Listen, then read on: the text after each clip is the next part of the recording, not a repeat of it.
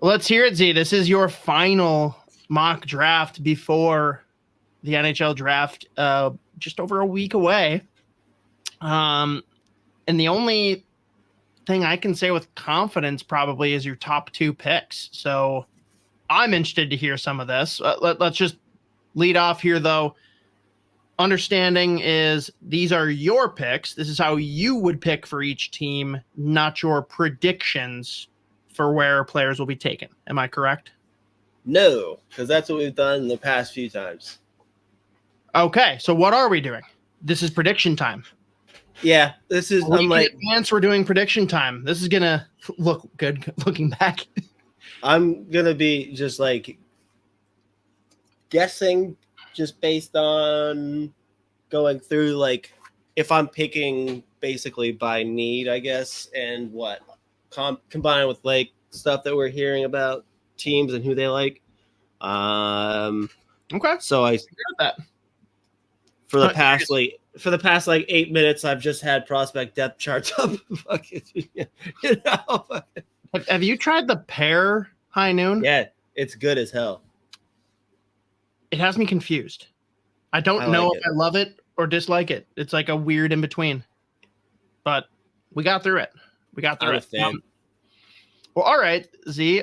Who do you think the San Jose Sharks plan on drafting? Which, important to note, Greer did not say flat out in a press conference recently who he's going to be drafting. That was awesome. Michael Brandsegg-Nygard, no. Good. By the way, they also just claimed Barclay Goodrow off waivers from the Rangers. He's headed back to San Jose. Obviously, that's the big news everyone's talking about in the NHL today. Jesus Christ, what a dog shit contract that was from day one. But shout out Barclay Goodrow. Shout out San Jose, Jesus, Sharks, who go out and pick Macklin Celebrini. We don't have to spend too much time on this. Another, just like, you have him, Will Smith's there. Other guys that are coming, like Philip Bisset, who's been real good since they drafted him 2 years ago. David Edstrom, who they picked up in that trade from Vegas for Hurdle. And then you've got other young guys there. Thomas Bordelot, another center. Colin Graff, who they picked up, the college free agent. And I mean, even like the past year or two, some of the players that they've picked up, like, pick up Zadina off waivers. They've got a bunch of young players who I like a lot. And again, they have another pick at 14. They do. So it's going to be nice to get Celebrini and then another first-round pick. I want to hear your handicap for it, but also what you would want. Celebrini going to the NHL next year. Odds. I would put it about 100%. Oh, okay. I don't see him going back. The counter argument to it is, do you worry that they don't have enough players to like adequately surround both him and Smith? No, I'm not worried about it. Their contracts both coming up at the same time? No, I think they'll be fine. Like, that's the other thing. Since they have so few players anyway, like, who the fuck else are going to be signing when those two are up? I'm not worried about that at all. Like the thing, like Celebrini, like neither one of them are going to hit the NHL and just pop immediately. It's going to be tough, but they're good enough to make it happen eventually. Like I think that's the thing with Celebrini is just like, I don't even think it'll take them that long to be like as just a solid NHL player next season. But it will be interesting given the fact that it's going to be like him and Smith. But it's gonna be fun too. You got guys like Eklund, so like they've got enough young players there that I think it's gonna be fun to watch. Even if they start losing fucking every goddamn game. I love slippery Pete. Yeah, but okay. But then you'll see like the thing with Will Smith is what he's probably gonna be starting for the wing as well. So that's gonna be interesting to see him do that. But yeah, I'm not worried about it. I am assuming that he's not going back to college. Like what he did this past year, it's like, what are we gonna like have him do it again? Like even like his head coach after that year, like, hey, after like the after they got bounced in the Frozen Four, like even Sacco was like, yeah, I mean, he should probably go to the NHL. like, yeah, he's ready. He should probably go. Like, didn't even bother trying to make the argument. So, Wow. Yeah, I'm not worried about it. No consideration for your BU buddy that was sitting behind us at the Frozen Four. Sorry, pal. Beauty. Guy was by himself. That guy was a legend. Well, since we're going off of expectation and prediction rather than your personal picks, am I correct that it's basically down to two possible options for the Chicago Blackhawks? Yep. And I am at the point, I'm assuming that they're going to go out and take the right shot D-man, Artyom Levshunov out of Michigan State. Did you hear those, Z? Nope. I haven't heard anything. Ivan Demidov, we got updated measurements, 7 feet tall. Oh, fuck. He's 6'1". Wow, that's big. By actual measurement. Yeah, it is funny that part of like the reason they had to bring the Russians over, it's like, yeah, we didn't get to see enough like live viewings of them. Also, we have no idea how big these guys actually fucking are. Where it's like, did you actually just want them to come here so you could measure them? Like, I kind of feel like you just wanted to get the height and like, fuck, we don't have anything set up to like run drills. We just like brought the tape measure. Like, I don't give a fuck. Yeah, we're gonna scale a tape measure. It's interesting though that Demidov actually ended up being 6'1" because it's been like, he's 5'10". Yeah, 5'10". Is he 6? Is he 6 feet? I have no fucking idea. Apparently 6'1". Maybe that does make a difference. Yeah, I don't know. Who cares? That's the thing. He's nasty. I love him. Yeah, he's sick. All right, so you're going Levshunov, which I know you don't necessarily agree with, but you understand. Yeah, I mean, I get it. The thing is, like, again, if I'm picking there, I'm taking Demidov. Like, I understand that they've got some pretty decent forwards up front already. And when you look at, like, the back end, they don't have a guy like Levshunov, and Levshunov's upside is just through the roof.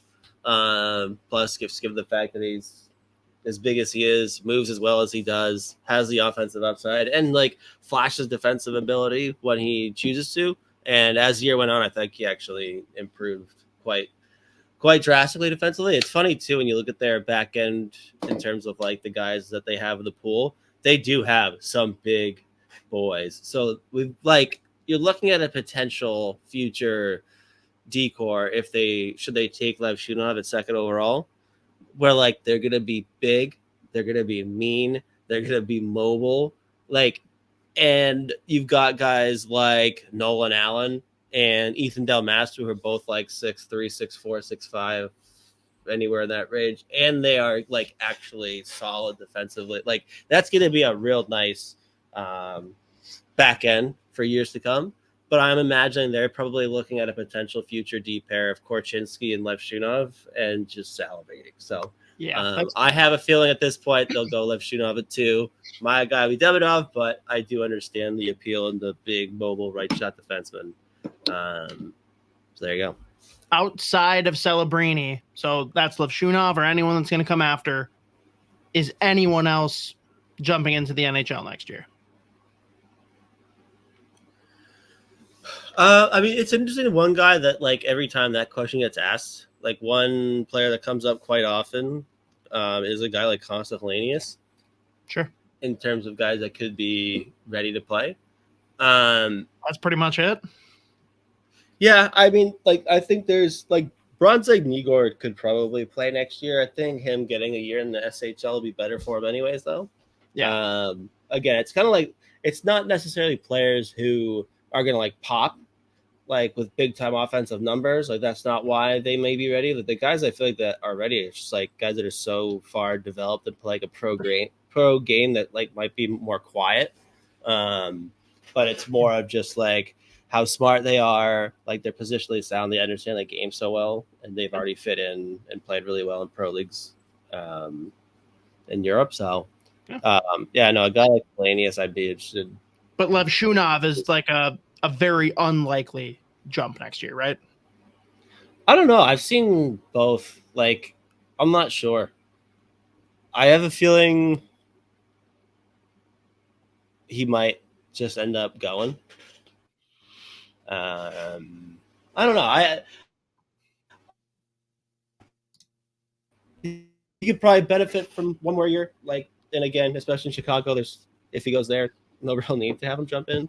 But there, I've seen the argument too about how much more does he have to prove in college hockey. I think that there's plenty there for him to work on, but we'll see. I wouldn't be shocked though if he ends up signing and going right away.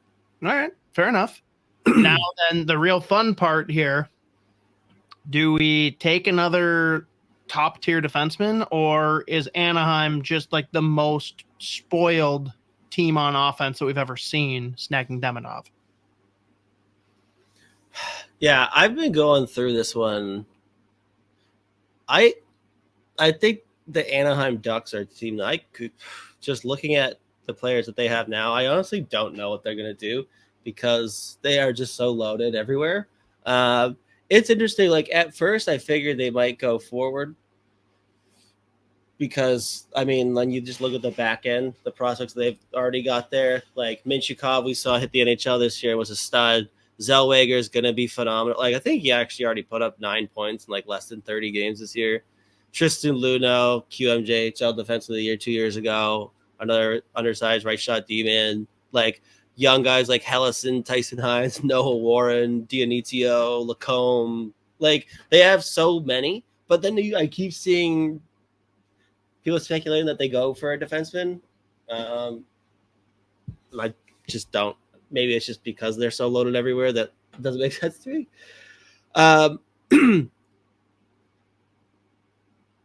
I have a feeling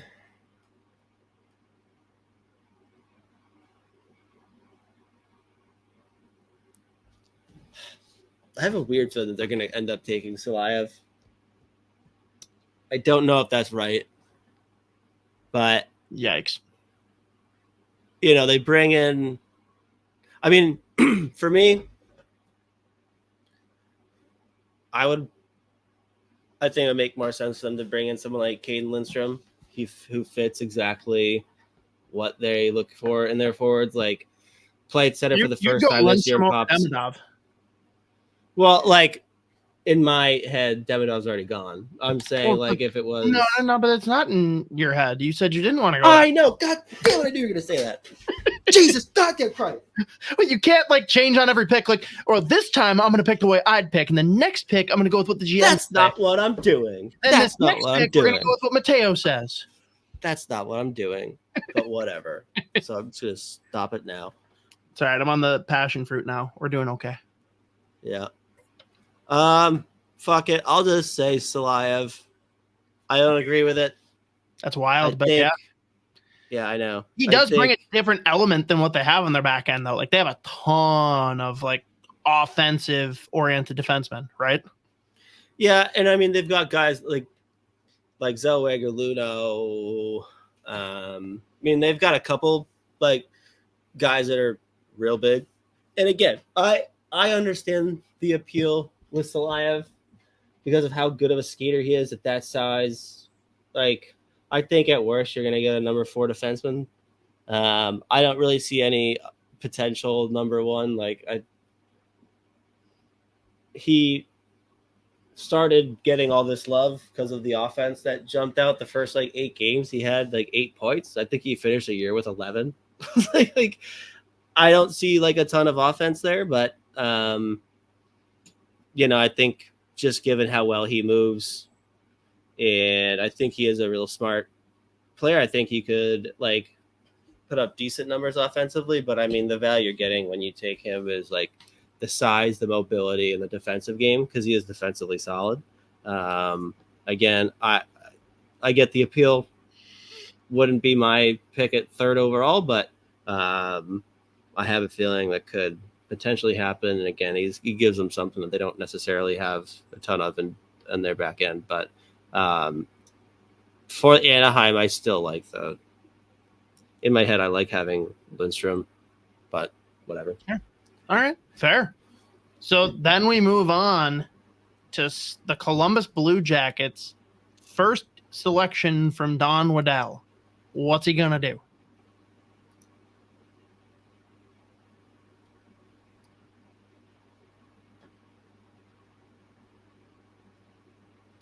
Yeah, I'm looking at their depth chart too. They've got so fucking many defensemen. It's insane how many they have. So this is where the slide stops. We're gonna take Ivan Demidov at 4th overall here. Tell me why you would take Demidov for Columbus though, and you take Lindstrom for Anaheim. I feel like there's more of a need down the middle for Columbus, is there not? No, I mean when you look at the guys that they've got there. Kent Johnson can play center. I think he'll probably end up playing at the NHL level. Fantilli, Sillinger, Del Bel Blues, Pinelli.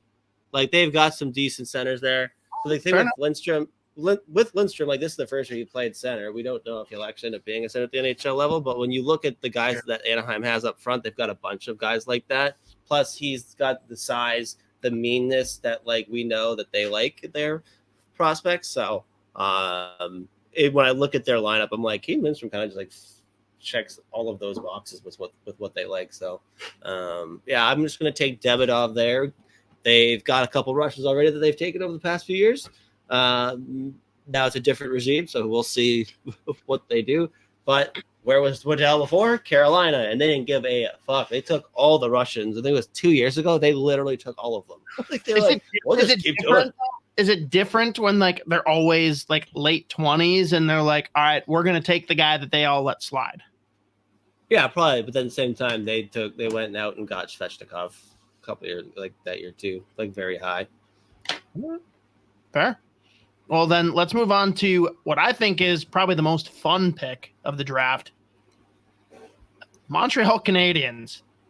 What the hell does that team have up their sleeve? Because they give zero fucks, and I'm sure their fans will be super sane and not harass the player that gets taken too early.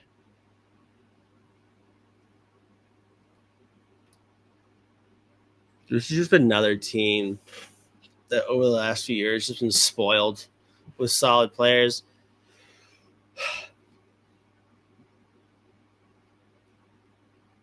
Looking at their depth chart, it seems like they would want to go with a forward. And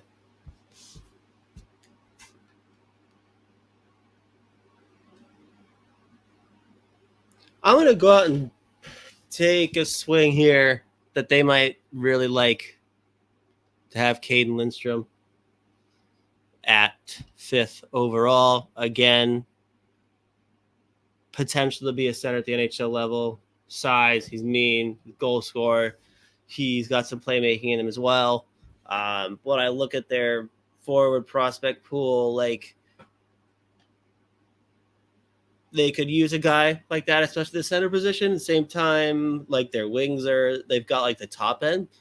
Cayden Lindstrom can give you pretty much anything in any position, I think. So, I like the fit there. The one other guy that they've heard a lot has been, there's been 2 other forwards that have been talked about with Montreal, in Iginla and Beckett Sennecke. I have a feeling Beckett Sennecke does end up going top 10. Sennecke, whatever. But I still think 5 might be just a tad too high. So I think they might go out and take a swing at Cayden Lindstrom. Sounds good. So then we have, I don't even know, do you know at this point what the abbreviation is for Utah? Is it UTA? Is it UHC? SLC? I have no idea. MIC to all the Arizona fans? I don't know. Huck. Yeah. I don't know what the fuck to call them right now. Hockey Utah Club. Fucking the logo on Elite Prospect is very funny. This one's going to be interesting as well. the past couple of years, they've gone out and taken those Russians. Yeah, like if Silayev is still available at 6, he is a lock, right? Yeah, I think that's a no-brainer for them. I'm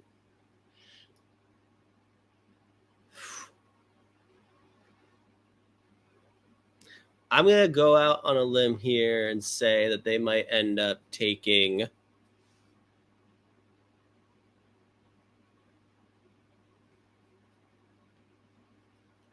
this is that defenseman run that I think is going to happen.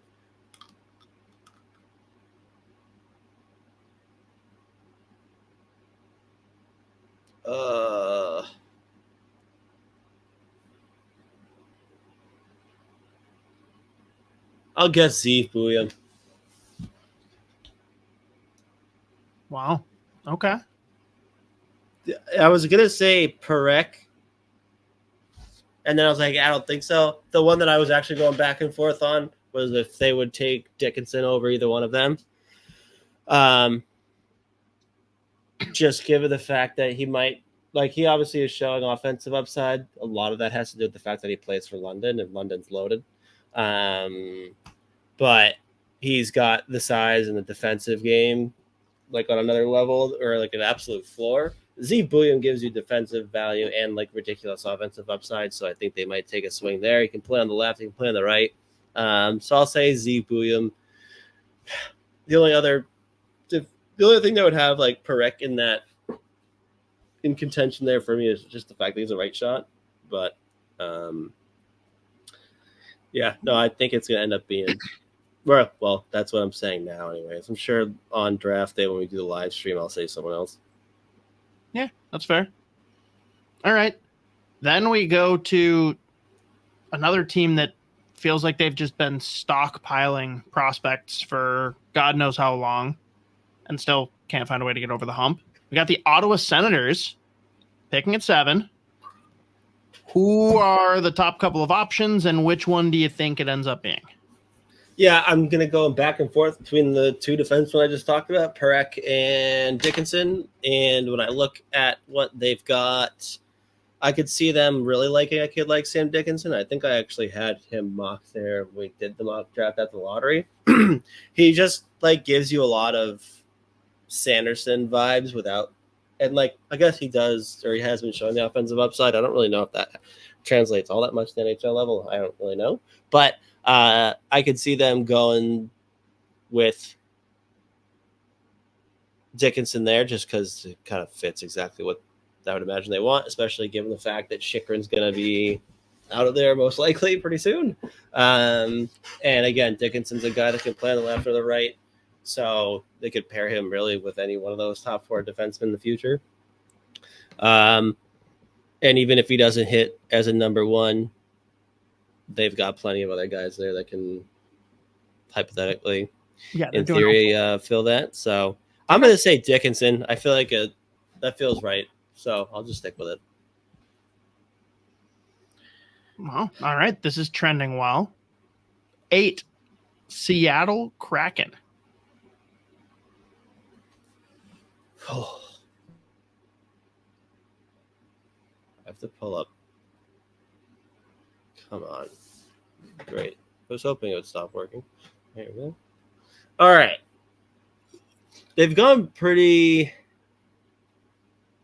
forward heavy the last couple of years, I feel like. They did end up taking Dragicevic, Caden Price last. That's 2 real solid defensemen. And Ty Nelson 2 years ago. Or was that last year too? I can't remember. I think just to be an asshole, I mocked Iginla here before. I think I'm going to do it again just to be a dick. So we're going to say Iginla is going to Seattle again. He played 1 year for the Thunderbirds in WHL before making his way to Kelowna. Actually, again, like it's a great pick, I think, for them. I think they like him a lot. And he fits kind of their forward mold with some of the players that they've got. And like the fact that he could just be a one-man show is just very appealing. So I don't feel like letting Calgary have the glory, and he's going to go pack his shit. and move on down to fucking Seattle. What would it take if Seattle's like, okay, let's try and extort them? Like, what would Calgary have to give up to swap picks if Tij is still there? I don't know. Like, the keys to the city. I fucking they're like because if you want to be a real dick, if you're Seattle, like you basically leak it. Like, hey, we are willing to move this pick so that Calgary can get Iginla. If they don't make the trade, we're taking Iginla, and just watch like Calgary melt. Oh, hey, the Flames, that works. Like, I think that would be so fun, and I don't know how you. Yeah, realistically, I don't know if they'll. God, I don't know if they would take him, but I'm gonna stick with it. More fun that way. I love it. Yep. Okay, then who?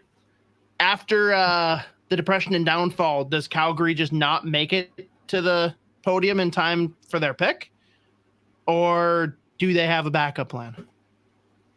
Yeah, so this is gonna be one I'll be fascinated by. This is about the time that I start wondering if there are all these teams that like the profile player, if we see the big swing for Sennecke.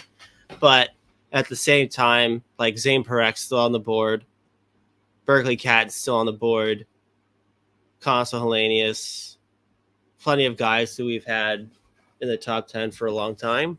And I think looking at the Flames pool, they've got a fuck ton of defensemen. Holy shit. That they've taken over the past few years. I really don't want to. It's crazy because I don't see Parekh falling much farther. I also don't know if I see Calgary taking that swing there. Because again, like the past couple, and they picked up like guys like Bruce Davids in the Lindholm deal, but like last year they pick up Hertig, Moran. Well, all right, actually it wouldn't be crazy. I'm going back and forth between Catton and Parekh right now, because I think when you look at their centers, they've got a bunch of old guys, and then pretty much nothing else in terms of like the future. I'll say Berkly Catton. Berkly Catton to Calgary. Come on down. Which is making this interesting with Parekh still on the board. It's going to drive me crazy finding a spot. But Berkly Catton, we've talked about before. Incredible player. Super creative offensively. He's able to score goals. He's a dynamic playmaker. He's a good skater. And defensively, he's solid. Like, I think he scored 4 or 5, 6 shorthand goals this year. He's going to be on your PK. Like, he gives you value all over the ice. The upside's through the roof.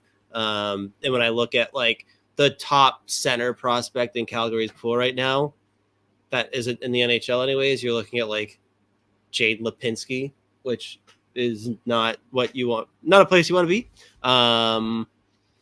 So I'm going to go out, I'm going to go out there and select Berkly Catton, and I think even though they miss out on Iginla, and they're depressed about that, and they're sad, and they're crying, they'll be doing backflips when you end up taking Berkly Catton 9th overall. Like, you're doing backflips.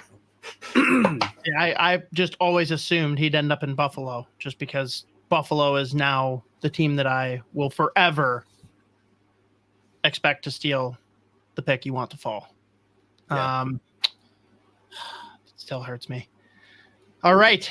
That means we're at 10 with the New Jersey Devils sitting here looking at a lot of options on defense with already a stacked group on the blue line. Yeah, so that's why when I look at it, I still have a hard time seeing them take a defenseman. Like the upside in the guys that haven't even got there yet is crazy. Specifically, like Seamus Casey.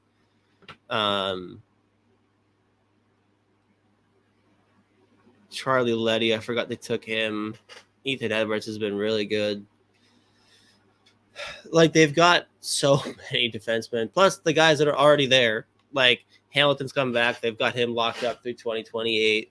John Marino, they bring in last year. He's locked up to 27. Siegenthaler's locked up through 28. But then you have Luke Hughes, Simon Nemec.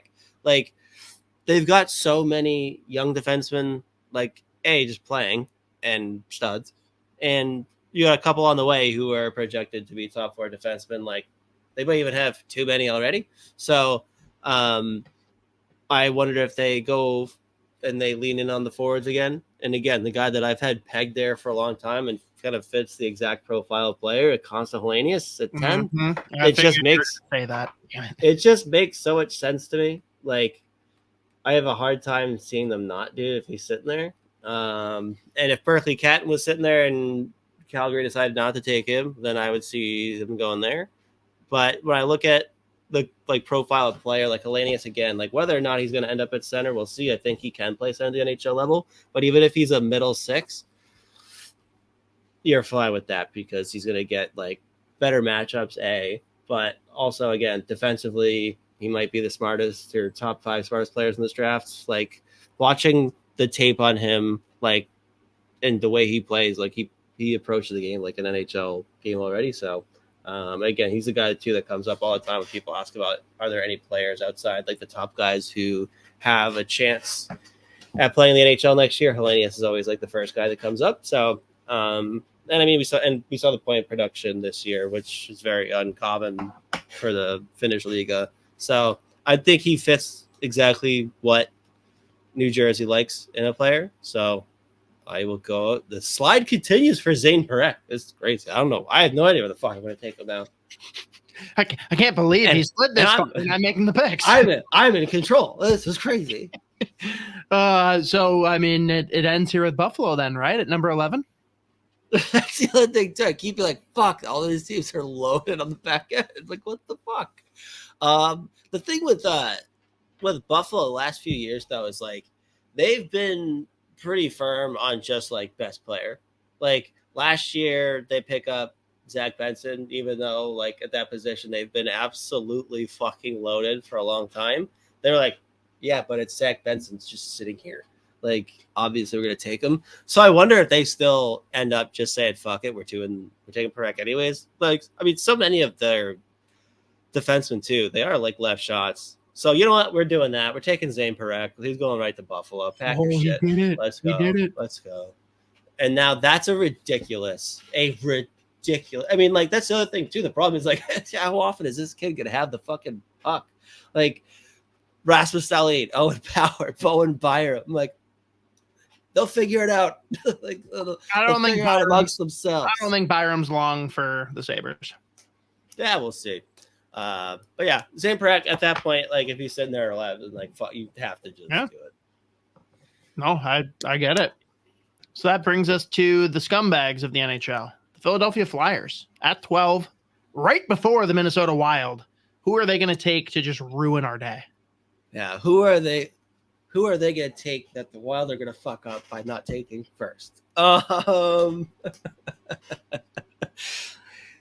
Let's see. All right. So last year they were just Matt Michkov, who might be coming over and might be in North America next year, which is incredible. They also might already be in North America.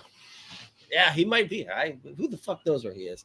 Who knows what he's up to? I just like they had such a solid draft, even outside of Michkov last year. Like they picked up Denver Barkey, who is a big, just like toolsy center who's also mean, like lit it up for London. And then they go out and get Alex Chernyshov, who is just like the poor man's version of Felix Unger-Sorum to me. Some people probably say that Chernyshov was better, but like I don't give a fuck about that. Unger-Sorum is my guy, so fuck everyone. Fuck 12, I don't care. So brutal. But they just had like such a solid draft up and down. So I kind of look at the guys that they've got, and they also picked up, I forgot, Helge Grans in that deal, who I really like out of LA. They've got Emil Andre in the back end. But I still kind of feel when I look at the guys that are there, I wonder if they don't take a swing at Carter Yakemchuk. Big right shot. He's shown offensive upside. But the thing with him is he is a fucking prick to play against.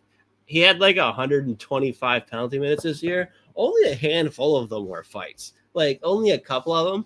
Other than that, like he's fucking burying guys. Like just like out for blood. He's gonna like if he wants to show any kind of like I think top pair number one defenseman, which I don't think you're getting a number one defenseman. I get why people watch him play and think that he might have that in them. He's gonna have to pick or like kind of choose what he is. The thing with him, he just tries to do way too much. Like sometimes him just breaking out the puck is a fucking nightmare. He's just trying to do so much with it. He seems like he's in between. Like I feel like skating out myself. I feel like actually no, I need to throw an outlet pass, and he'll just like throw it into the fucking like ether. Sometimes he's just trying to like dance the blue line in like the worst possible time. So I have a question about the hockey sense and decision making. I don't think it's so bad that like this is going to be a pick where we look back in 5 years and say, oh, they took him because he put up points and he was 6'3". Like I don't see that being the case because I do see him like as a solid defender anyways. And again, just a miserable player to play against, especially like in the crease. Like he's going to kill you. But the fact that he's shown the offensive upside that he's shown, and even though a lot of it I think is just him kind of at times just like bullying smaller, less athletic players, especially like when he's like dancing through, like he's just picking the puck up off the wall and just like forcing his way to the middle. I like that's not the stuff he's going to be doing at the NHL level. And like sometimes the points are coming from him just like throwing the puck from the blue line. But I still think like his shot is absurd. He could skate. And again, he's big and fucking mean. Right shot. I could see Philly really liking that. And again, I think he's a really good player. I don't know if he's going to end up as a top pair, number one D-man. But if he's a 3 or 4, I think you're fine taking that at 12 overall. Fair. So that brings us to the moment of truth here. I know there's 2 names front and center for me at number 13 that are still available for the Minnesota Wild. But your Judd bracket. Give me the names you're considering of who's left, and then give me who you're going to pick. Yeah, so the 3 that I'm looking at, the obvious, my son, Brandsegg-Nygard. Don't have to talk too much about him. The other one that I brought up last time and continues to become a real possibility, it almost feels likely, Cole Eiserman. And the guy that has been a riser who I actually, again, would assume that he probably will be gone by this point, Beckett Sennecke. Those are the 3 I'm going back and forth on right now. Do we need to be worried that they're going to pull a deep cut and go for like a Stian Solberg? Yeah, I guess that's been mocked. I guess we have to worry about that as well. Again, even if they did, he's a solid player. He's a first-round pick for sure. So if those 3 names are on the board and they go Solberg, you're not shitting your pants. I'll just start laughing at this point. I'll just start laughing. Oh, shit. And as we look at this, if Sennecke was to go sooner, because like you said, you expect him to go top 10. Like, who is the team most likely to grab a Sennecke? Yeah, I mean, I look at a team, honestly, like Buffalo. Wouldn't be shocked. I would think New Jersey has to think long and hard about that, even though they probably are trying to get someone who could play center. Probably that range. And even like Calgary, they would love a fucking forward like him. Actually, or yeah, those 4. Like literally those 4 in front. The fucking the Minnesota Wild. 8 to 11, just not Philly. Yeah. I mean, even Philly would probably love to. I mean, every fucking team in the NHL is gonna want him. It's just it's gonna be like fair. We can move past my question. I'm sorry. No, I was just thinking, I was like, oh, Philly too. Fuck. Yeah, it is funny, dude. Like, other than people who have been watching like these guys the whole season, no one knew. Very few people knew who the fuck Sennecke was until like 3 weeks ago. And now he's like, this is the best player of all time. And now he'll go 5 to Montreal. I know. Right? I know. We've heard that they love Montreal's like, it's either Iginla or Sennecke. We don't know which. Yeah. Okay. So give me who you think the Wild would take of those 4, and then I want you to rank the 4 for me from your lens. So first, who are they taking? Who's Judd want? Fuck it, I'll do it. I'll just take Sennecke. Okay, so Judd's taking Beckett Sennecke. I don't even know why I said that. I don't think he'll do it. Judd's listening right now. He's like, this guy's a fucking idiot. No, all right. So Beckett Sennecke is the selection. Yeah, we're taking it. Who you take those 4 names right there and rank them for me of who you would want the Wild to take.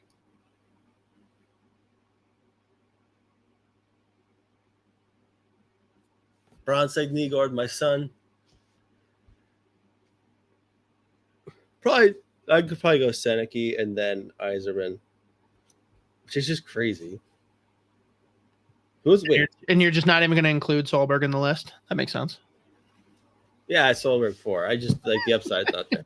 But it's like crazy. It's like they're all stairs. Eiserman last. Okay. No, Eiserman and then Solberg. No, I thought you said. Sorry, of the 3. Yeah, since we agreed, Solberg's just not even in the equation for you. Yeah, I hear like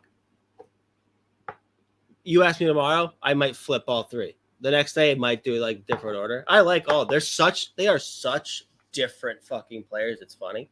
Like when you have Beckett Sennecke, like he's an absolute fucking dog.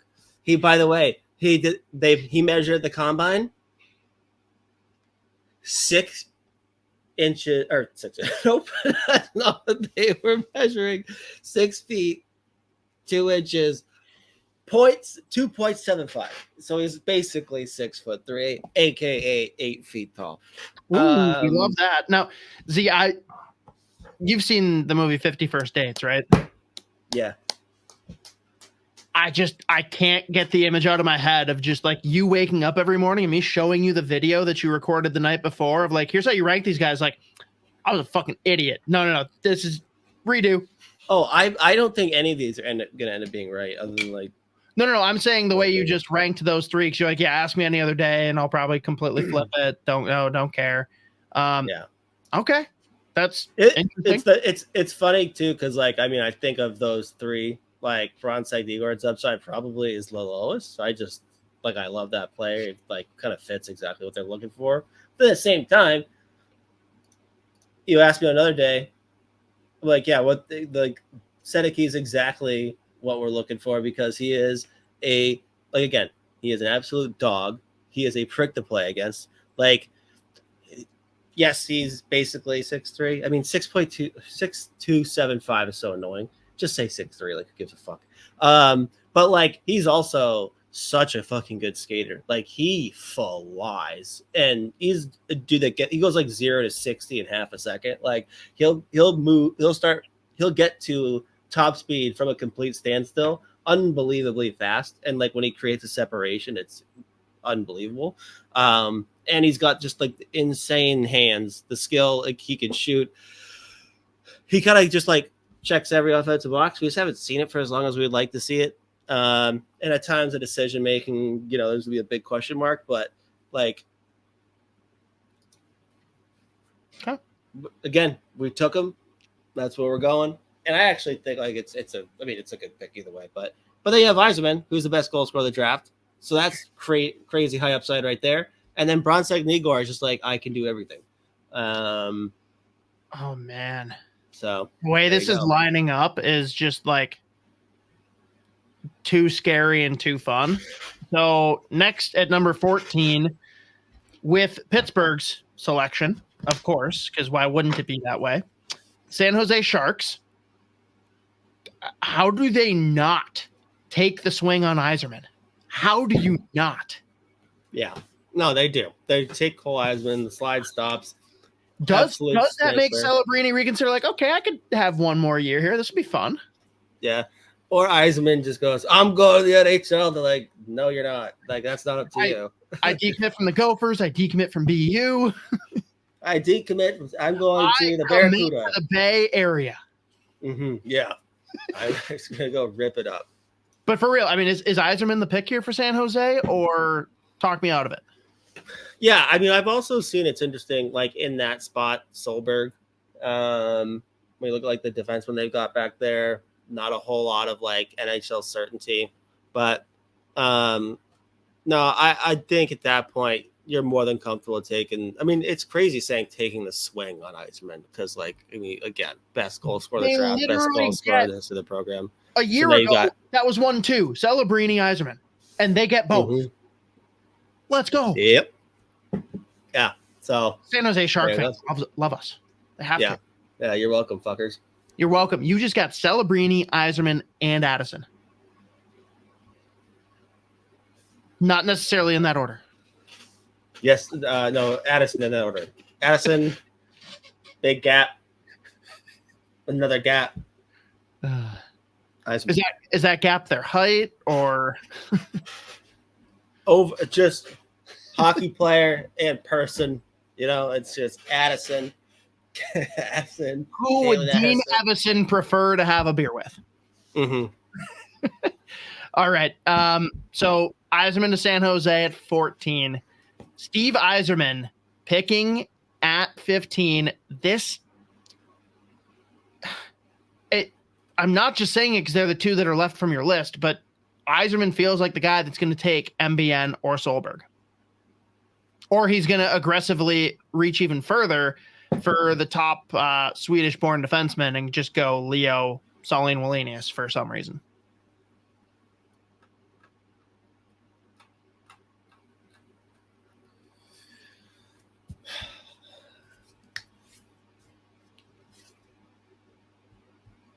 Yeah, it's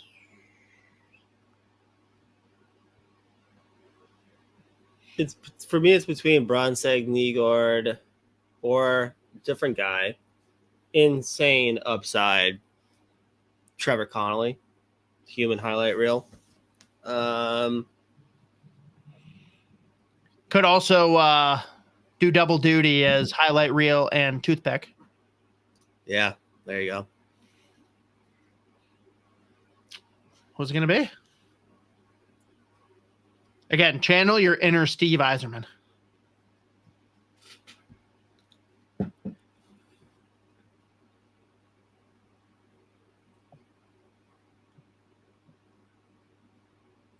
I'll say Connelly. Okay.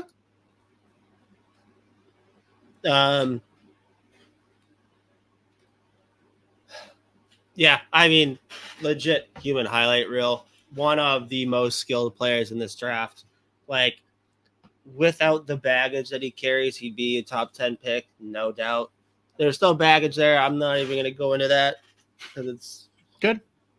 Because people that don't know anything about the situation are the loudest about it. So, isn't that everything? Yeah, pretty much. He absolutely eviscerated the USHL this year as a draft eligible, like 52 games, scored 31 goals, 47 assists for 78 points. But with him, again, like the hands are unbelievable. Like his mobility, him on his edges, like he can snipe, he can dangle you in front of the net. Like he is legitimately unbelievable. One of the most talented players in the draft. Like kind of reminds me of almost, I think there's even more upside in him, like a Jordan Kyrou type player where like he just can kind of do everything offensively and just like burn you. Yeah, I could see Connelly being the pick at 13 as well. I think they would probably just be leaning the profile of Sennecke or Brandsegg-Nygard. Like Connelly, he's going to have to work on the defense. I think he's going to eviscerate college hockey. He's going to Providence next year, Trevor Connelly is, and I think he's going to be a problem in that conference. But again, like his highlight reel is comical. Like every time he's touching the puck, he's looking to make plays. The thing with him, he's going to have to, the decision making is going to have to improve. Like specifically, of course, the final memory all these scouts have of him playing hockey is him being an idiot and getting ejected from the gold medal game in the U18s, and Canada immediately scored. I think they scored 3 on that 5-minute power play to win the gold, as he was ejected for a fucking stupid hit that was absolutely like fucking ejection worthy.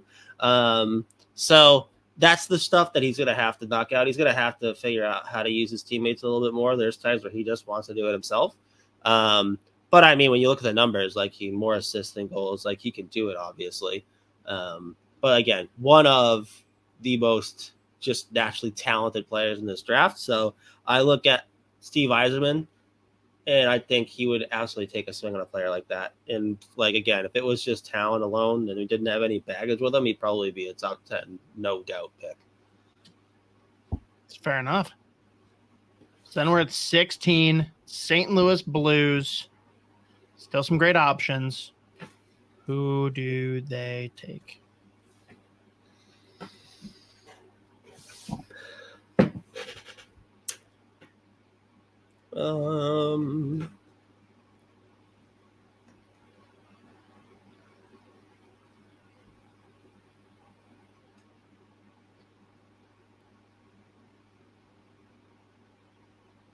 Have I sent Brandsegg-Nygard anywhere?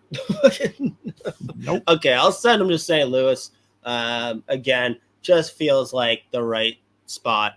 Like, first of all, I'm not letting him. I actually think he might go later than this just because there's a question about the upside. But I think he fits what they want to do so well, just given the fact that, like, specifically, even if he doesn't pop offensively, he sucks to play against. Like, he's the best forward checker in the draft. He might be the smartest player in the draft. Like, and he's got the shot. Like, if they can, like, encourage him to just use his offensive tools more often and more willingly, I think there's some decent numbers in there. Do I necessarily see him as a lock to be like a top 6 winger? No, probably not. But I mean, he might be like a Mark Stone type. So at the same time, like, does he have the foot speed? No. Does he have like when he gets like when the guy in their development or whatever, like, will he be a top 6 guy? I don't know. But like, I mean, he's gonna play. He could probably play next year. Are you trying to make me a Blues fan? Are you trying to make me a Blues fan? They're gonna have a line of Rick Dvorsky centering MBN and Jimmy Snuggerud. Like, I'm going to be in trouble. Mm-hmm. It also wouldn't shock me if they went the route of like Solberg, just because I look at the players that they took last couple of years. Like, I still cannot believe that they took Lindstrom in the first round last year. So actually, that would make me think, I wonder if they'll end up taking like Alfons Freij. Although I think he's probably like his stock has fallen since literally like when did we do the smart scouting? Like March maybe. Like, he's just been like not great. Like, it's weird. I still love the player, but like that also kind of fits what they've been doing the last couple of years. But I think they look at like their forward group, and even if like MBN doesn't hit as like a top 6 scoring winger, which I mean he's not going to be a scoring winger, but like you've still got Buchnevich, Kyrou, Robert Thomas, like Snuggerud, Simone Robertson, like they've got plenty of guys there, like Jake Neighbors, young player, who's a stud. So we'll see. Okay, fair. So we get to 17. We get out of the group of non-playoff participants. Now we are to, well, the least significant of the playoff participants, Washington Capitals. Who do they take?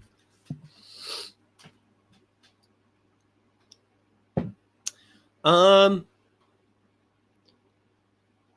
think this might be a good spot.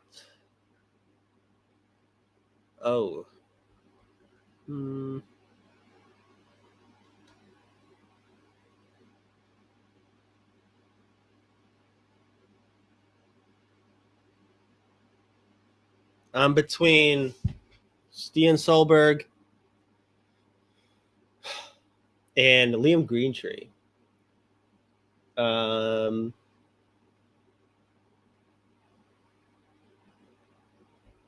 go Solberg to Washington. It feels right. Big, mean, plays a very NHL sound defensive game already. He's shown offensive upside before, but he kind of fits the profile of player that Washington likes. So again, like a huge rise for him the past like month or two. And I think the World Championship solidified the fact that he is the first round pick. It's always tough to gauge that league that he's playing in. So it's hard to know exactly how good that competition is. But again, he's been playing against pros all year. Then he goes to the World Championship. It's like, all right, now you're actually going to go up against NHL players and like legitimately like shut down some of the real solid NHL players with Canada and USA. And he finishes that tournament with Norway as a fucking, I think he was even plus minus, or maybe might have been like a +1 or 2, which is like actually impressive considering they were getting like annihilated. So yeah, I kind of feel like this might be the spot. I mean, like last year, was it last year? 2 years ago, they picked up one of my favorites in Ryan Chesley, another real solid right shot defenseman. But yeah, no, I think they might look at Solberg and kind of fit the profile. So we're going Solberg to Washington. All right. Then we are back for double duty at 18 for the Chicago Blackhawks, who already took Artyom Levshunov from Michigan State. How do they follow it up here at 18? Even though we all kind of assume that Chicago is going to try and move this one up from 18, but as things sit now, who do they take? Assuming this is the spot, I think they might end up going Liam Greentree. He's big. He's a left shot, likes to play on the right though. Just insane upside offensively. Again, he played on a complete dog shit Windsor Spitfire team in the OHL, and he still put up over 90 points. And it's been like, of all the guys who over the past like month or two, they've like fallen in a lot of rankings. It feels like Liam Greentree has just been a victim of circumstance where like obviously Windsor, like he did nothing different the whole year other than like all he did was light up the fucking score sheet on a terrible hockey team. Like everything by himself. I think they had one other player who was like over a point per game. So what he did was just like legitimately insanely impressive. But he didn't like, again, like his play didn't drop off, but they don't make the playoffs. So people don't see him as much. Then at the U18s, he ends up playing in their bottom 6 and isn't able to make a huge impact just given that lineup. And the fact that like when he goes to U18s for the first time all year, he's playing with top players. So like he's not able to like, or he's not encouraged really to do the stuff that he's doing in Windsor in terms of like just like making offense for himself. So that was, I think, an adjustment. But again, like I still think he played well. I think he was just under a point per game there too, but didn't get a ton of minutes. So like he naturally started sliding. But if you're Chicago, you're looking at that offensive upside and you have him like potentially eventually playing with a guy like Bedard. You've also got other wingers there who are solid, like Gavin Hayes, Sam Savoy, Landon Slaggert, Lucas Reichel. Like they've got a ton of younger players too, who I think, like now that they've built out that back end, they take Levshunov too. They go for a forward here, and Connelly. I was just reading Connelly's name.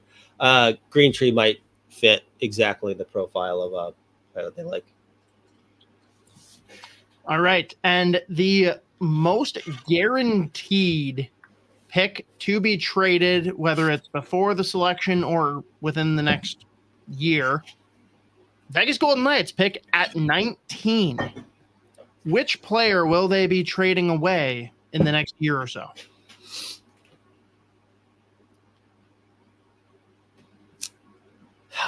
Man.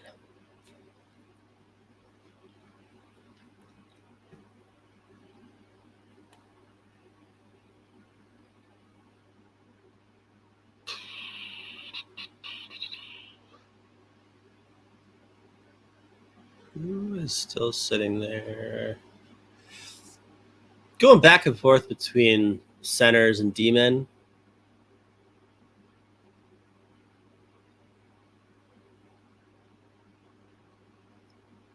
I wonder if they take a swing at center position and take Michael Hage from the Chicago Steel. Okay. He's incredible, man. Like, first of all, what he went through off the ice, and then he has that shoulder injury. Slow-ish start to the year, obviously, as to be expected. And then, like, probably a little earlier than halfway, like just before the halfway point, starts lighting up and just never slowed down. Like, he's got size, he skates well, insanely skilled. He can score. He's a playmaker. Like, he kind of just does everything for you. Again, just lit it up in the USHL with 75 points in 54 games. He will never play for the Golden Knights because they're just going to trade everybody. But I think, they look at, like, last year they go out and they move a guy like David Edstrom in that Hurdle deal. So I wonder if they take a swing on another center, knowing that, like, he'll be a few years before he's even NHL ready / a few years to move that pick. But he's got super high upside. I like Michael Hage a lot, so they're going to go out and they're going to take Michael Hage. Love that. Who is the player most likely to never be allowed to have facial hair after being selected by Lou Lamoriello at 20 for the New York Islanders? I'm going to keep the center train rolling here. I believe he's headed to North Dakota next year. Another player I like a lot, Sacha Boisvert from Muskegon, the USHL. Solid player. Like, he's a goal scorer. Like, he's got an absolute hammer of a one-timer, but he also has, like, just a sick wrist shot. He can score from distance, but he also score from in tight. What are you laughing at now? He has an absolute hammer. Oh, okay. Well, I'm going to move on. But then he's also, like, just a dynamic playmaker. Like, he can pass. Like, he has every kind of pass in his arsenal. Like, some of the hook passes he was pulling off this year for, like I said, was just like a joke, like in transition. But he's also just super mean. I think they're going to love the physicality. I think he's also, he's 6'2", so he's basically 7 feet tall. Lou's going to love that. But I see the upside in him. I like him a lot, so I'm going to say Boisvert to the Island. All right. Then we've got the LA Kings, also probably in need of a center if they're moving on from PLD already. Now this is like the point in the draft too where I'm like, I have no fucking idea what they're thinking. But I mean, you look at they're still in their pool too. They've got plenty of center as well. Plus, like, we've seen the breakout in Quentin Byfield finally happen. Trevor Moore is just, like, nasty now, so that's interesting. Phil Dedeaux's there for a long time. Adrian Kempe is an absolute beast, so they might still be fine the center position. So let me pull up their back end now. They might take a swing on let me take a big swing here. Adam Jiricek. Pack your shit. Head to the airport. Go to Los Angeles. I still think he ends up going high. Or not, maybe like mid first round, like right around the 20s. Again, like, we've seen the upside in the past. This year is obviously brutal, just given the fact that he barely played with that injury. But before that, everyone had him projected top 12 or so. So I'll say they're going to take the swing, right shot defenseman, Adam Jiricek. I like him a lot. I still think there's some upside there, even though he missed a ton of time. So they go out and they start replenishing the back end there. And a guy like Jiricek. This just gives me all of the vibes of Mike Richards being traded to the Kings, Jeff Carter being traded to Columbus, and, like, Carter just being depressed visiting Mike Richards on the beach. Like, oh man, if only. And you know that David Jiricek will end up playing with his brother Adam in LA. Yeah, there you go. Obviously.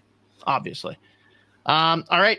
Number 22, Nashville Predators. Who do they take? Ooh, I've liked their past couple of drafts too. Let me pull that up. In theory, you'd think that I would have the list in order up. I don't. Never. I'm like, who the fuck is picking next? Did they not draft the most recent transfer for Minnesota Golden Gophers? Yeah, oh yeah, they had Matthew Wood last year. They also picked up another one of my favorites, Felix Nilsson.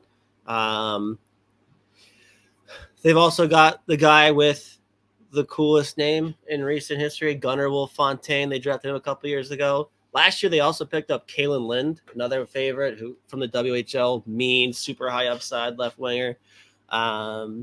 So let me see what they've got on the back end. Oh, I forgot they took Melendijk in the first round last year. He's got some legit upside. They've got Ryan Ufko. Oh, yeah, Matches there. God.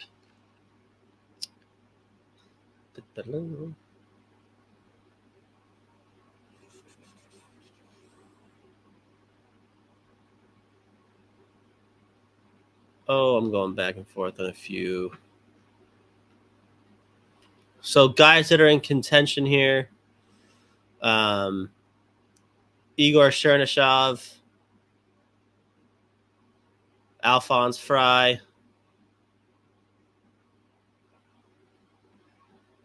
and where is he? I just had it up. Oh, a big swing and a guy like Jett Luchanko.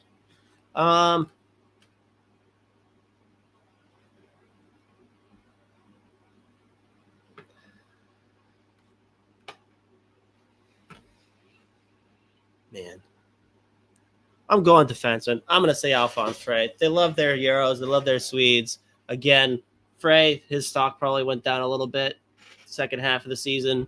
But I mean, I still see a guy that should be in your middle pair, like so good in transition. The only like real glaring weak spot for me is like in the offensive zone when play slows down. Like he's not a guy that's looking to make a ton of plays. He's probably just looking to move the puck.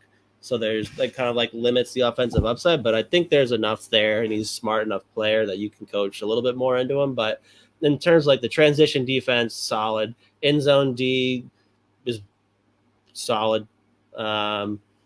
He's not going to be like abandoning his position to go chase hits or anything, but like he could probably become a little bit more physical as well. Again, like he does it on and off, a little bit inconsistent that way, but I still think it's there. So I'm going to go Alfons Freij. I think he can pretty much fit into that anywhere in that on their back end. And I still think he's a first round pick. So we're going Alfons Freij to Nashville. Who the fuck is next? 23, Toronto Maple Leafs. No, fuck them. Who cares? Next, they're not picking. Fuck them. To be honest with you, I have no idea what the fuck the Leafs are going to do. I could see them. Actually, you know what? Yeah, they'll probably the past couple of years they've taken swings in the first round with some fun players. Like last year, they went and got Easton Count at the end of the first round, who everyone questioned. I said, I think during the live stream, like during the draft, I was like, hey, that's like a big swing, but I totally get it. And what does he do this year? He is, I believe, was he 08? No, he wasn't player of the year. He might have been actually, but he was phenomenal for London, especially in the playoffs. Good Lord, was he good. They're probably going to break my heart and do something fun. And they're going to go out. They're going to take Jett Luchanko, undersized center, most likely not going to be center at the NHL level. I think he's going to be a middle six energy guy, but with legit offensive upside. He's a ton of fun. He works harder than every single player on the ice. So like easy guy to root for. Leafs fans hate their own players, so I'm sure they'll hate him because he's short. But you know what? They're going to go out and make a fun pick. Jett Luchanko in the running for all name team consideration for all first team all name, like first team all name potential there. So Jett Luchanko, fuck it, let's see where he goes. Craig Button had him mocked to I think Minnesota actually. What? So there you go. Yeah, he had him high. Yeah. All right, fun. 24, Colorado Avalanche. Ooh. I'm going to go out and I'm going to say Andrew Basha might be the pick forward for the Medicine Hat Tigers. Slippery skill, like in transition, makes you look silly. Really fun to watch him play with Cayden Lindstrom. Like Lindstrom's just a fucking bull in a china shop, and Basha is just like another great name, just a phenomenal name. But he's so fun. He fits a lot of what Colorado likes. He's so good in transition. He plays so fast. So I'll say Andrew Basha. I think there's a ton of upside there. Plenty of people question him just given the fact that he's not the biggest player in the world, but I don't think Colorado's going to care about that at all. So I'll say Andrew Basha. Nice. Then we got double duty again. Ottawa Senators, who at 7 overall, you had them selecting Sam Dickinson. Who do they go with here at 25?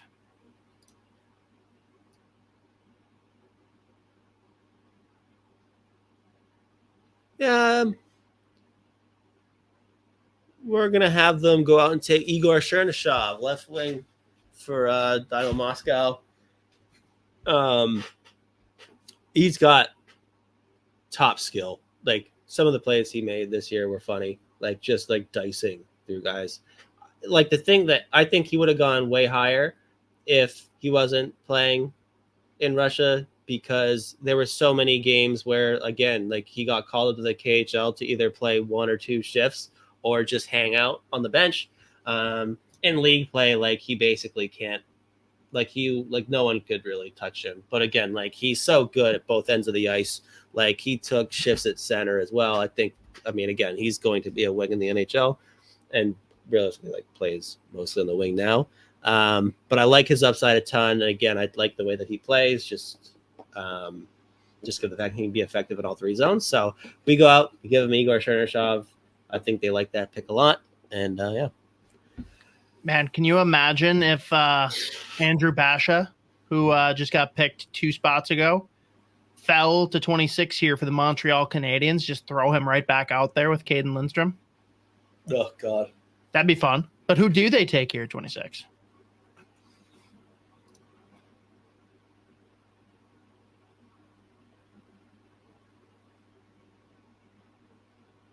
Fuck.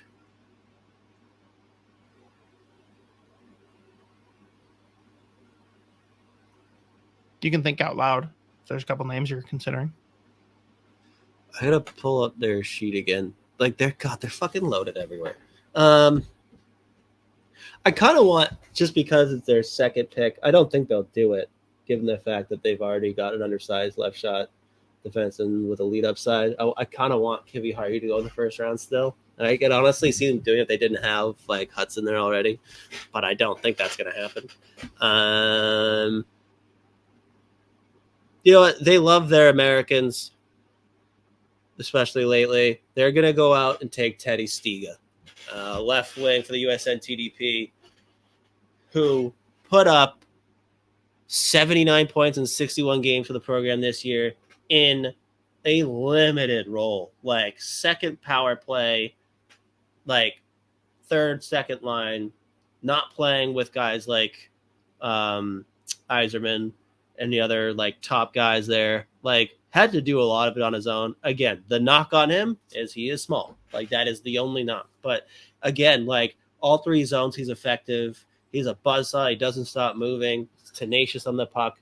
Some of the plays that he was making at the U18s too were comical. I think he played his way into the first round. And I think that he's a player that kind of fits their overall mold of just like he can play anywhere in their lineup. Like they've already got some of the guys at the top end. So he's a guy that can play up and down your lineup and be effective. So I like Teddy Stiga to Montreal, and it's going to make me die. So now at 27, with Don Waddell gone, do we change the philosophy for the Carolina Hurricanes, or are they taking a Russian? They could, you know what? No, they're gonna stick with it. They're gonna keep this going, and I love this pick a lot. Nikita Artamonov from Torpedo plays with Yurov, plays with plays with First Off. That's what I meant. Plays with Silayev, but he was real fucking good in the KHL. Like I'm telling you, at SmartScud, we just had our final rankings. He was number 11, I think. We have him way higher than everybody. We're the only ones that had him that high. When you say we, like how high do you personally have him? Not that high, but around around 20, I would probably. Okay. But he is really like. I actually had to go back and watch the tape again from his shifts with Torpedo. He was legit. Like he's got game breaking potential in terms of the offense.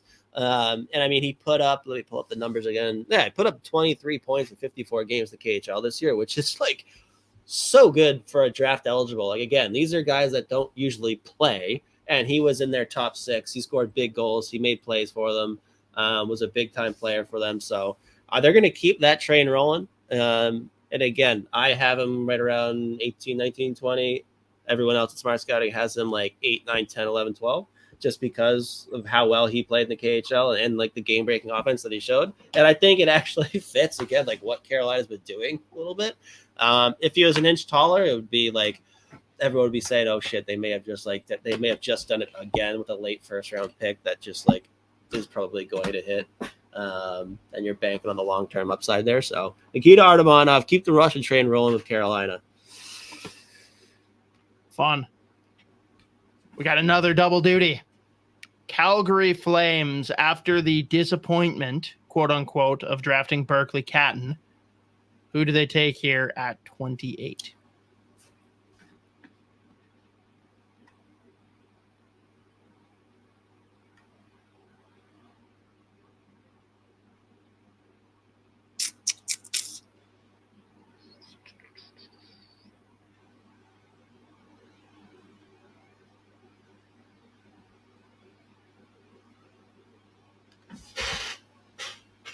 I'm looking at, well, one guy I'm looking at, I'm wondering if I feel like he probably will go late first round. Western Canada guy, Tarek Parashak, looking at him from the Prince George Cougars. Also in the running here would be on the back end, a guy like EJ Emery, who I think they would love. He might be the most athletic player in the draft. So he's fucking huge. There's not a ton of offensive upside, but so many of these outlets like have him in the first round. Like you know how many goals he scored this year with the program?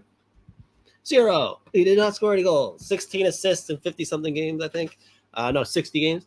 But like defensively, an absolute fucking beast. He is huge. He is strong, and he's freakishly athletic. Like he was at the top of the charts, I think, in almost every category of the combine. So like, given how well he moves at that size, how solid he is defensively, how physical he plays, I might just say fucking give him EJ Emery. I'll let him go first round. I think it's just a tad high for me personally, but I totally get, like, I think his floor is number 4, like 5'4", but a guy that he's playing 20, 25 minutes a night still, and getting all the hard matchups and making life super easy, or at least easier for the rest of the defensemen. And I think he's like, in terms of his offense, like he's not going to be putting up points at all, but like, again, he's another guy that like easy transitions. He's going to break the puck out for you like, after he wins it back. Again, he checks all the box defensively, like any situation. So I'll say I'm going to mock EJ Emery there. I feel like they like their big fucking mean shutdown team, man. Fair. This is the fun one. This is where we get to galaxy brain things a bit, because if history's shown us anything, it's that picking late does not impact the Dallas Stars, and they're going to have some superstar in a couple of years, the way that their team scouts and drafts. Who are we going to look back on in like 3 or 4 years and be like, Dallas got him at 29?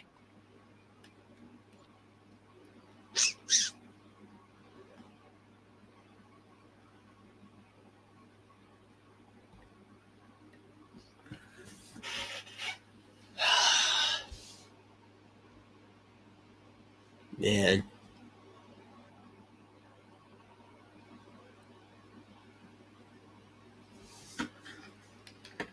Oh, wait. I got to pull their pool again. The fact that they even have a first-round pick makes me sick. Like, how do they do this? How do they fucking do this? They're so good. They made all those additions. They didn't go fucking first. God damn it. Fuck them. Depth chart. There we go. All right. So look at like last year, or the past 2 years, they've taken some defensemen there, like Liam Bichsel, big, mean, Swiss kid. I think he was in the AHL this year, was solid. Almost had to get called up into the NHL in the playoffs, which would have been crazy. But then they've also got guys like Aaron Minetnian at BC, who is real solid. I think that's going to be another pick that they made. I think it was a 4th rounder. Like, Jesus goddamn Christ. Like, such a solid player for them. So I'm wondering if they keep the run on defensemen going and they end up being the ones that take Alfons Freij. Like, again, fits a ton of what they like to do.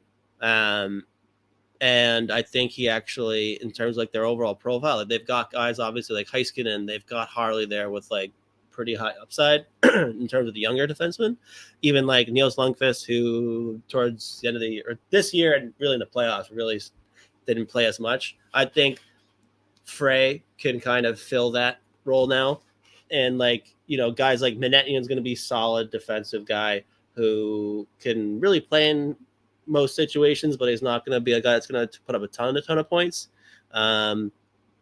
Bichsel's not going to put up a ton of points, but he's going to be basically a better version of Yanni Hakanpää, where he's just big, he's mean, he hurts you and shuts you down defensively. So I actually think Alfons Freij kind of fits. He's like somewhere in the middle where like there's a little bit more offensive upside. He has all the mobility that they like their defensemen to have.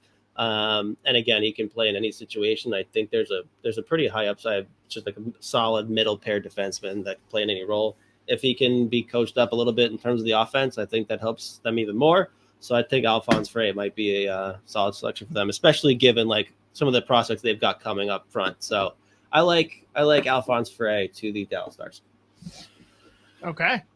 Then we get to the New York Fugazis, the New York Rangers. Who do they take here at 30?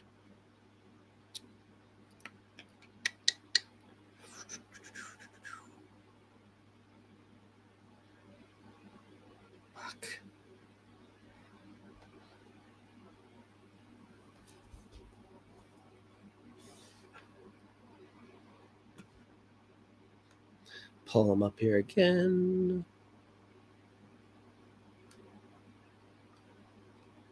All right. So last year, I can't remember who they took the first round last year. Did they have a pick in the first round last year? I don't think they did. Fuck. I'll check with Micheletti quick. Hang on. Yeah, give him a call. Join the pod live. It's interesting. They kind of, I could see them picking in any of these positions, to be honest with you. Like,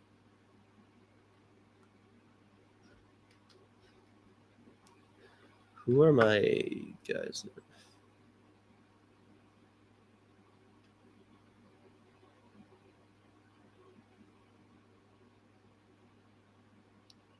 Riveting stuff.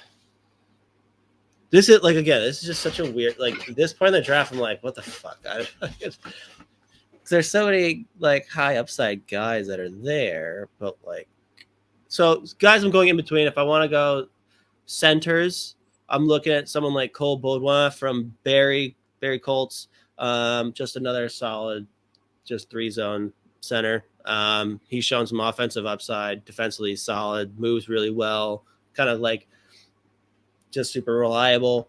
Another guy would be like Dean Letourneau, who's probably gonna go in the first round. He's 6'7", going to BC next year. That's gonna be a real trial by fire. He's playing like it's St. Andrews, like high school hockey in Canada. Like, so who knows what like these fucking numbers mean? But I mean, yeah, the numbers are legit comical. Like, I gotta pull them up again. It was like whatever league this was, 14 games, you had like 14 goals. Like, it's just like, but so it's tough. I haven't even watched a ton of them. I just, from when you do watch him, like you see him just like popping off in terms of the skill of the offense. But like, you're also like, yeah, like he's bigger, more athletic, better than literally every player in this fucking league by a long shot. You know what? Fuck it. We're going Dean Letourneau, given the fact that they've already got some guys that are 6'6", 6'7". We'll go Dean Letourneau. Come on down. There's legit upside there. It's going to be really interesting to see what he does at BC next year, especially because he was supposed to go in 2 years, not next year, but he's making the jump given the fact that they've had some guys leave. So Dean Letourneau, New York Rangers. All right. And now is when you have to make your official pick for the remainder of the Stanley Cup Finals. Who's going to win, Edmonton or Florida? Florida can't choke this away, can they? They can't. No way. But McDavid might fucking do this shit. Fuck me. I don't know. I'll say Florida. You can't. They're not going to beat them 4 times in a row. So Edmonton, congratulations on the Stanley Cup. Wait. You just said they couldn't beat them 4 times in a row, which means yes, Florida would win the Stanley Cup. Right. I am never right about anything. Oh, got it. That's what we're going with. So I'm picking Florida, so congratulations, Edmonton. Sure. For this exercise, who do the Edmonton Oilers select at 31? Who did they take last year? Okay.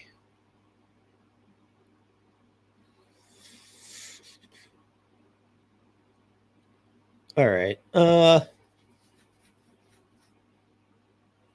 Okay, so they're another team that has needs pretty much everywhere. I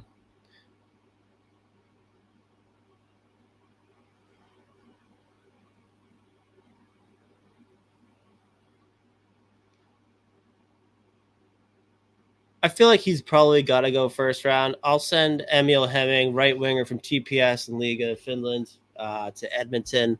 Again, he's big. I think he's like 6'2", 6'3". He's got to move. Oh, there you go. Now, Emil Hemming. I forgot about that guy. Yeah, there you go. So we're going Emil Hemming. He's shown some legit offensive upside. He's a sniper. He can score. I think he scored in 3 of his first games in Liga this year.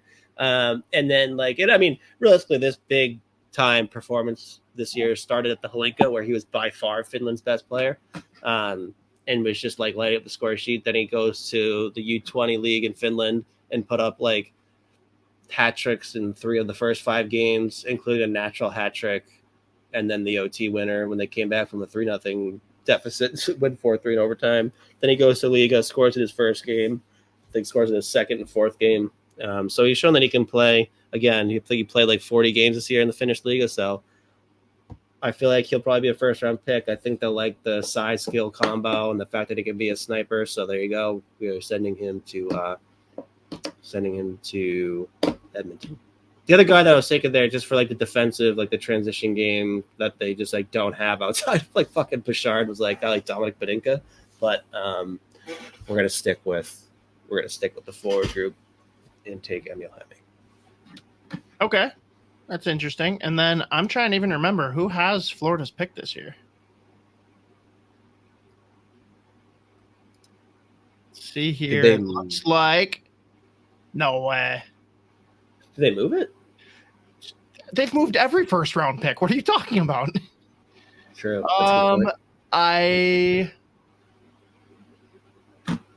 Which one? Oh no. It goes to the Philly Scumbags. Part of the Claude Giroux deal. Oh, that's right. Oh boy. So yeah. Philadelphia Flyers. Who do they take at 32?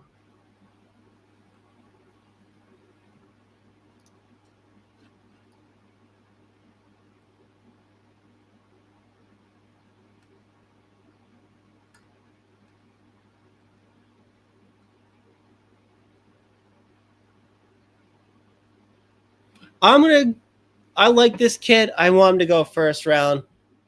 Will they agree? No idea. Ryder Ritchie. He's a triple threat. What you were going to say. All right.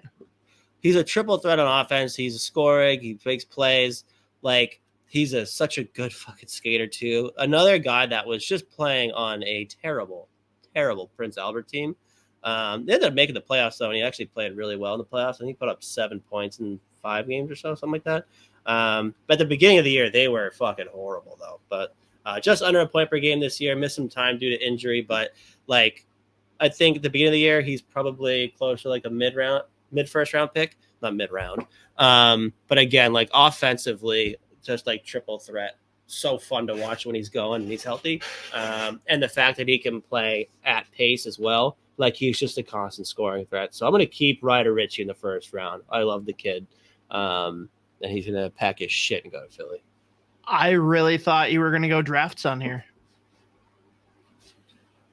I'm not going to pick favorites, even though I just did.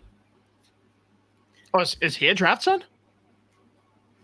No, I just said I want him to go in the first round. So.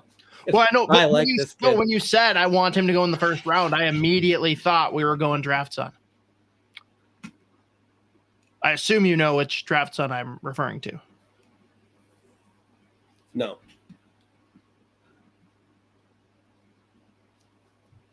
Three names.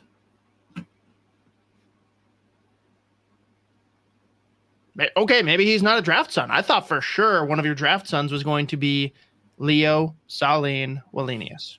No, he's not. Great name. Okay, Great fair enough. Name. First team all name. Well, shows what I know.